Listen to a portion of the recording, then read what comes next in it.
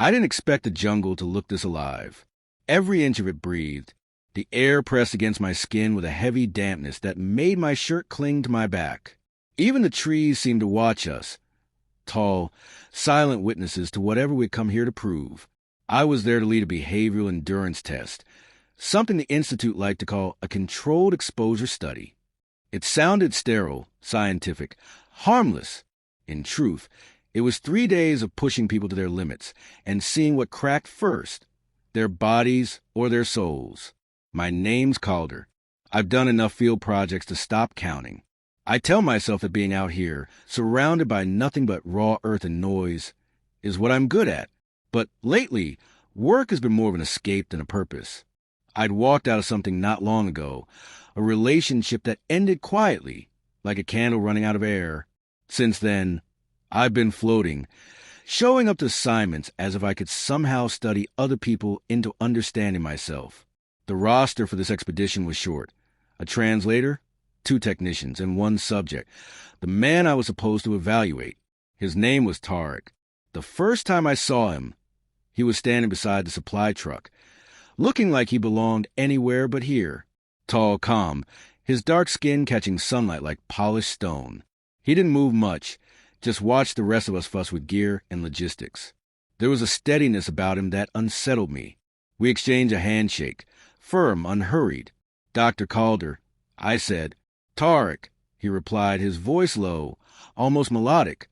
"You're the one I have to impress, yes?" I smiled, pretending his tone hadn't cut straight through the air. Something like that. 3 days, a few evaluations, some observation. It's routine. He looked at me with quiet amusement. I've been told routine is just another name for boredom. That was the first thing that made me look at him differently. He didn't say it as a challenge, just a statement. The kind that lingers. The sun began to fall by the time we set out. The path into the jungle was narrow, half swallowed by vines and roots. Every step felt like an intrusion. Tarek carried most of the heavy load without being asked, his movements efficient, balanced. I caught myself watching the way he handled the weight, the way his shoulders shifted beneath his shirt, the rhythm of his breath. I told myself it was just observation, part of the job, but that wasn't true. We reached the base camp after sunset, a small clearing by a stream, hemmed in by towering bamboo and the endless hum of insects. The technician set up equipment while I recorded initial notes. Tarek sat near the water, his hands clasped loosely, head tilted toward the sky. When I asked how he felt, he said, "Alive." He didn't elaborate, and I didn't press. Instead, I watched the reflection of the moon ripple beside him. There was something about his presence that seemed to calm the noise inside me, the part that always needed to analyze, to measure. He didn't fill silence with words. He made it meaningful. Later that night, when the camp settled, I reviewed his profile. 32 years old. Background in environmental fieldwork. Strong psychological indicators. A perfect candidate for endurance assessment. But there was a line in the personal section that caught my eye. Prefers to work alone. Finds groups emotionally taxing. I wondered what that meant in his world. In mine, it meant survival. By the second hour, the jungle's rhythm had seeped into us. The calls of unseen animals echoed from the distance.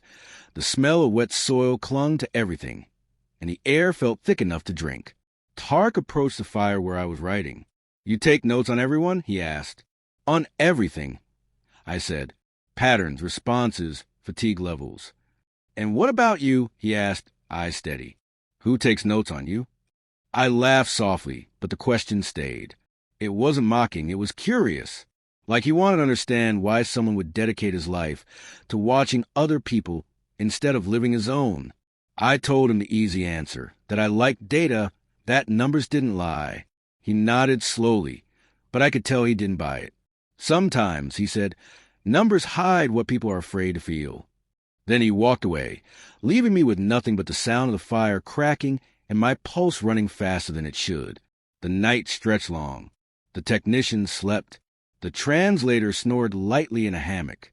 I stayed awake, pretending to read reports, but my mind kept circling back to that sentence.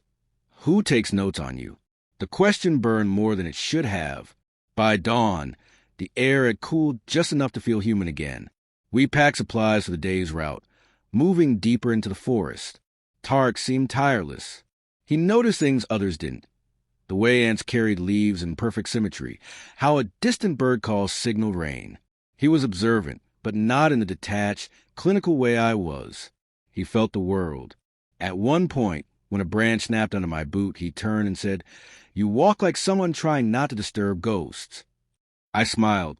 "And you walk like someone who believes they're being watched." He shrugged. "Maybe I am." We paused near a wide stream. The sun hit the surface, scattering gold over the water. Tarek crouched, filling his canteen. "Why 3 days?" he asked. "It's long enough to reveal who people really are," I said. "Everyone has limits. And what happens when they reach them?" "They break," I replied. He looked at me, a faint smile on his lips. "Or they change." That word hung in the air like a prediction. By evening, fatigue set in. The jungle turned darker than it should have for that hour, the kind of darkness that doesn't come from night, but from density. We stopped at a small ridge overlooking a valley of endless green. I noted his composure again. Steady breathing, clear eyes, no visible distress.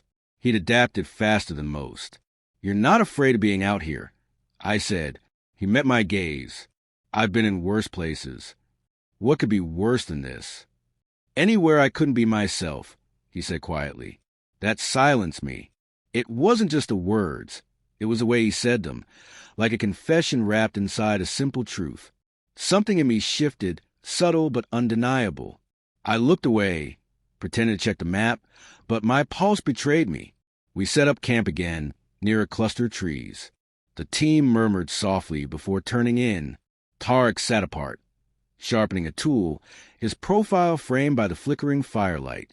I found myself writing in my notebook without thinking. Day 1. Subject displays exceptional emotional balance. Possible resistance to external stressors. Observation. Unclear boundary between focus and fascination. I stared at that last line, unsure why I'd written it. The jungle hummed around us, alive and unending. I closed the notebook, placed it beside me, and watched Tarek's reflection flicker in the flames. Something about this assignment no longer felt routine. It felt personal, dangerously so. When the fire burned low, Tarek spoke without looking up. "You watch too closely, Calder." I swallowed hard. "It's my job." He smiled faintly. "Then maybe your job is about to get difficult." That was the last thing he said before disappearing into his tent. I sat there, the weight of his words hanging heavy in the humid air, realizing for the first time that this test wasn't going to be about survival at all. It was going to be about truth, and I wasn't sure I was ready to face mine. By the second morning, the jungle had already begun to rewrite the rules of time. Hours bled into each other until all that existed were sensations. Humidity clinging to the skin, the constant hum of life, the weight of unspoken things between us. The others carried on with quiet discipline, recording temperatures, mapping trails, following protocols that now felt irrelevant. But my focus had narrowed. Every detail of Tarek's presence had become impossible to ignore. The rhythm of his movements, the patience of his silence, the way he seemed to belong to this place more than anyone else. We were supposed to trek north that day, deeper into the interior, to test endurance and decision-making under strain. The jungle, however, had its own plans. Heavy clouds rolled in by noon, turning the light silver and thick. When the rain came, it wasn't gradual. It struck like a release, pounding the leaves, flooding the ground beneath our boots. The team scrambled for cover, shouting over the noise. I motioned for everyone to spread out, find shelter. Tarek and I ended up together beneath a low canopy of vines and broad leaves, our supplies wedged between us. For a while, we just listened to the downpour. The sound was deafening, yet somehow intimate. Rain has a way of erasing everything else. Voices, logic, distance. Tarek was sitting beside me, his arm close enough that I could feel the warmth radiating from his skin despite the chill. He tilted his head toward the sky. "It's strange," he said, his voice almost lost in the storm. "Back home, rain means something new is coming. Here, it feels like the world is trying to remember itself." I wasn't sure how to answer that. I'd spent years studying data, not poetry. But something about the way he spoke made me want to understand the language he lived in. Do you ever miss it? I asked. Every day, he said. But missing something doesn't mean you should go back to it. He glanced at me then, his eyes reflecting the muted light, and I saw it, the quiet heaviness that lived behind his calm exterior. It wasn't sadness exactly. It was the kind of stillness that comes from surviving too much. I wonder what kind of person could carry that and still smile the way he did. The rain went on for hours. By the time it slowed, the camp had scattered into fragments. The translator and technicians had found another dry patch about a mile south. The radio barely worked through the interference. We agreed to stay put until the path cleared. I could feel the unease of being separated from the group, but Tarek seemed untouched by it. He busied himself making a small fire with damp wood, moving with an ease that made the impossible look routine. When the flames finally caught, I caught myself smiling. "You're full of surprises," I said. He shrugged. "You learn fast when comfort isn't guaranteed." We ate in near silence, just a few rations and the faint warmth of firelight between us. The sky dimmed into a bruised gray. The smell of wet soil and smoke filled the air, dense and grounding. I could feel the question rising in me, the one I've been avoiding since day one. "Why did you volunteer for this test?" I asked. He poked the fire with a stick, sending a small burst of sparks upward. "Because I wanted to see what kind of person I'd be when there's nothing left to hide behind." That answer hit harder than I expected. "And what have you found so far?" He smiled faintly. "That I'm still learning." I nodded, pretending to be satisfied with that. But the truth was, I was the one being studied now. I felt exposed under his calm gaze, as if he could read what I refused to admit, that I'd stopped thinking of him as a subject a long time ago. As night settled, the air thickened with the scent of rain-soaked vegetation. The small fire flickered weakly, and the forest seemed to lean closer, listening. I watched him stretch out beside the flames, his hand resting near mine, not touching but close enough to feel like it could happen by accident. He spoke softly, almost as if to himself. "You study people, Calder. You look for what makes them break. But have you ever wondered what makes them stay?" His words sank deep.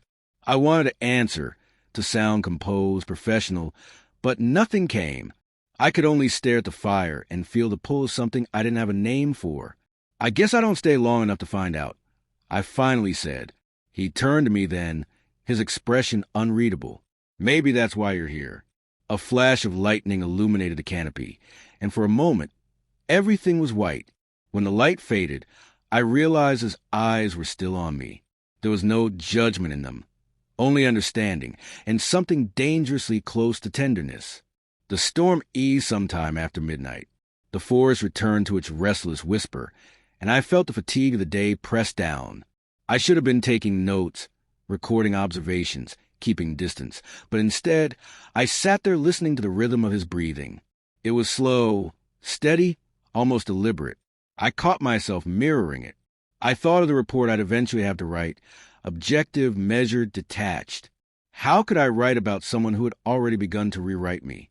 I was supposed to test his endurance, but he was the one teaching me how to exist without walls. "Why do you do this?" he asked suddenly, his voice soft but clear. "Do what?" "Keep studying people, as if you're afraid to be one of them." The question landed like a blade, sharp, true, and painful. I didn't answer. I didn't need to. The silence between us was enough of an admission. He looked toward the darkness beyond the fire. "Out here," he said, "you can stop pretending. No one's watching." That line stayed with me long after he closed his eyes and drifted into sleep. The jungle hummed around us, 1,000 unseen lives moving in rhythm.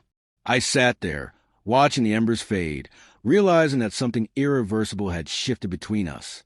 For the first time in years, I didn't feel like an observer. I felt human, raw, uncertain, and alive in a way that terrified me. When dawn broke, a thin mist wrapped around the trees like breath. Tarek stirred, his voice still heavy with sleep. "We should find the others," he said. I nodded, though a part of me wished we wouldn't. For those few hours, it had been just us. No reports, no expectations, no distance. As we packed our gear, he handed me a canteen. Our fingers brushed briefly, a simple touch that shouldn't have meant anything. But it did. It meant too much. We started walking north again, the forest glittering with morning dew. I could feel the shift in the air between us, fragile but real. Tarek walked ahead, turning once to look at me.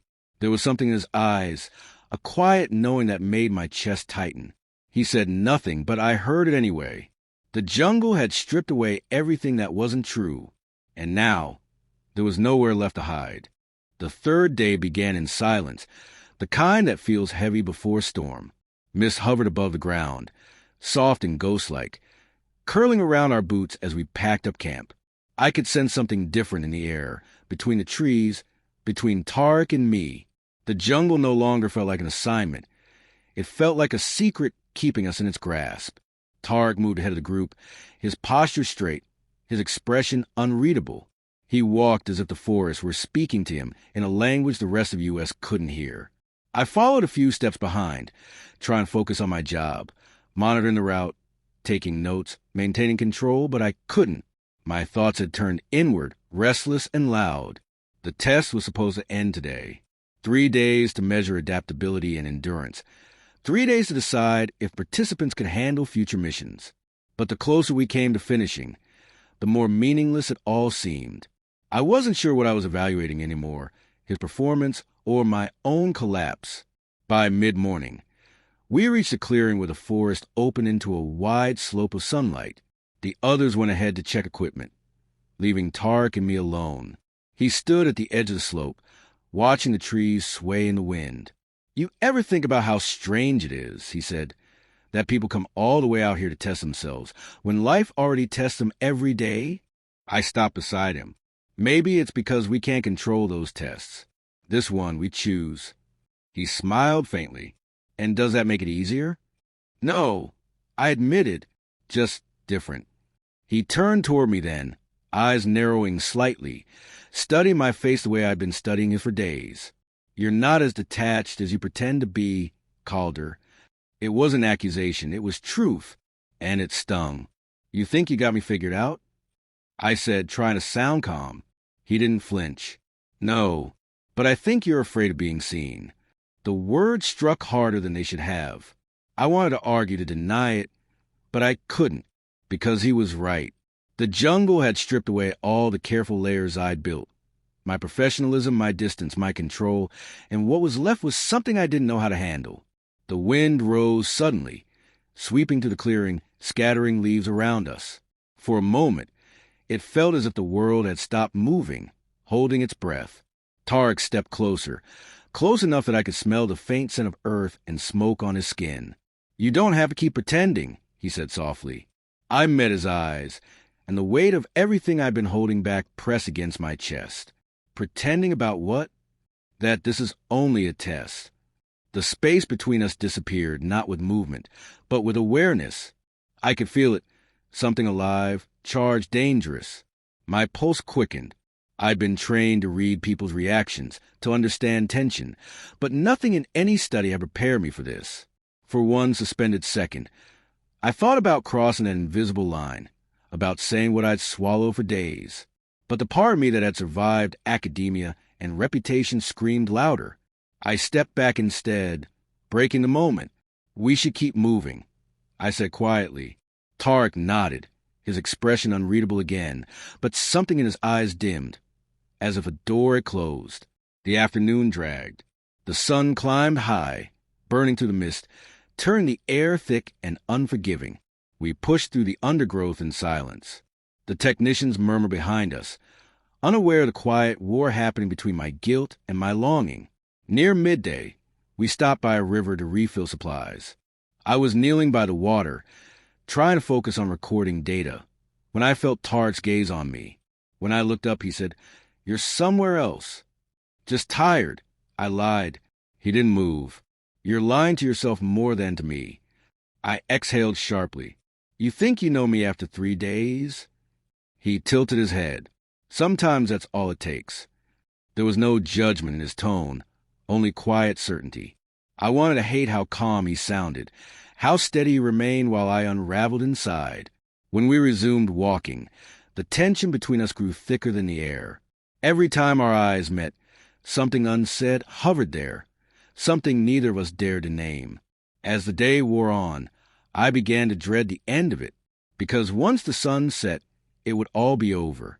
We'd return to camp, to data sheets and evaluations, to the version of myself I no longer trusted. By evening, fatigue had taken over the group. We made camp near a cluster of moss-covered stones. The jungle seemed quieter that night, as if even the insects sensed what was shifting beneath the surface. Tarek sat across from me by the fire, his face half lit, half hidden. I could see the reflection of the flames dancing in his eyes. "You'll write your report tomorrow," he said after a while. "What will it say about me?" I hesitated. "That you adapted well. That you're capable. That you didn't break." He smiled faintly, but it wasn't a happy smile. "That's what you'll write. But what will you mean?" His question hit deeper than I wanted it to. I looked down at my notebook, its pages already stained with dirt and regret. I didn't have an answer he deserved. He leaned forward slightly. "Tell me the truth, Calder. Am I just another subject to you?" The fire crackled between us. My throat tightened. "You're not supposed to ask that." "Maybe not," he said, "but I need to know." I want to tell him everything. That I hadn't slept properly in 2 nights because his presence filled my mind, that I'd written his name in my notes more times than I should have, that he'd made me feel something I thought I'd buried. But all I said was, "This is complicated." He shook his head slowly. "It's only complicated if you make it so." The air between us grew still. I could feel my heartbeat in my fingertips. I wanted to reach for him, to close that unbearable distance. But I didn't move. I couldn't. Every choice I'd ever made to protect my career, my image, my control, all of it stood between us. Tarek leaned back, his gaze softening. "I trust you," he said quietly, "even if you don't trust yourself." Those words hollowed me out, because in that moment, I knew the truth he didn't. Tomorrow, I would have to file my report. And no matter what I wrote, the Institute would read between the lines. If I marked him too favorably, questions would arise. If I admitted my bias, my career could vanish overnight. I had already made the decision before the words left his mouth. I just hadn't admitted it yet. I stared into the fire, unable to look at him. "You should get some rest," I said. He nodded once. No protest, no anger, just quiet acceptance. He stood, his silhouette framed by the orange glow, then turned toward his tent. Before disappearing inside, he paused. 3 days, he said softly. "That's all it takes to see who someone really is." When he was gone, I sat alone with the fire dying at my feet. The night hummed around me. Distant insects, shifting leaves, the steady rhythm of my guilt. I opened my notebook and wrote a single line. He trusts me, and I am about to betray that trust. The ink bled slightly on the damp page, blurring the words, but not their meaning. I closed the notebook, feeling the weight of it in my hands. The jungle had shown me everything I'd been afraid to see, about him, about myself. Tomorrow, when the sun rose, I would do what I was trained to do. But tonight, I couldn't escape the truth. He passed the test. I hadn't. The 4th morning arrived shrouded in a mist so thick that it seemed the jungle itself had decided to keep us for a while longer. I woke to the sound of birds echoing through the trees, each call layered with a faint hum of insects and the far-off rush of the river. Marcus was already up, crouched near the ashes of our fire, coaxing faint embers back to life. His back was to me, his shoulders broad and still, like he was fighting something inside himself that I couldn't see. We hadn't spoken much since the rain the night before. There had been that moment, the one where he had reached for me, and I hadn't stopped him. It wasn't wild or reckless. It was quiet, measured, but afterward, something shifted. The test we came here for had started as a professional assessment, but now, it was as if the jungle had peeled away our titles, our masks, and left only 2 men staring at truths neither had planned to confront. He turned when he heard me stir. His eyes softened for a moment before he looked away. "We should head back by noon," he said, his voice rough. "The others will be waiting by the landing point." I nodded. I wanted to ask what last night had meant, but the words felt too heavy, too fragile to break the silence that had settled between us. So instead, I packed quietly, pretending to focus on folding the damp map, on securing the compass into my jacket pocket.